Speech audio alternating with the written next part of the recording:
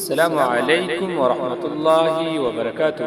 امید ہے کہ آپ حضرات خیر و عافیت سے ہوں گے۔ آئیے کچھ حدیث مبارکہ آپ کو سناتا چلوں۔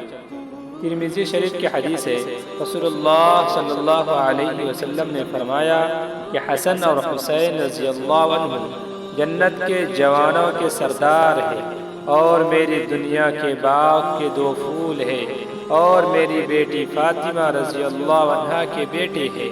یا اللہ، میں ان سے محبت رکھتا ہوں، تو بھی ان سے محبت رکھ، اور جو ان سے محبت رکھے تو بھی ان سے محبت رکھ۔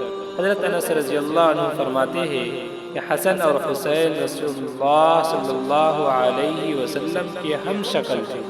یہ حدیث بخاری شریف میں ہے۔ فضل بنت حارث فرماتی ہے کہ میں ایک روز رسول اللہ صلی اللہ علیہ وسلم کی خدمت میں حسین کو لے کر گئی، اور میں نے ان کو آپ کی گود میں دے دیا۔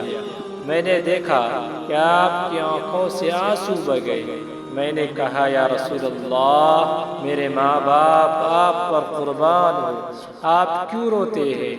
آپ نے فرمایا کہ فضل، جبرائیل علیہ السلام آئے ہیں اور کہتے ہیں کہ آپ کی امت کے لوگ آپ کے اس بیٹے کو قتل کریں گے، اور یہ سرخ مٹی اس جگہ کی لائے ہیں جہاں یہ میرا بیٹا حسین شہید ہوگا۔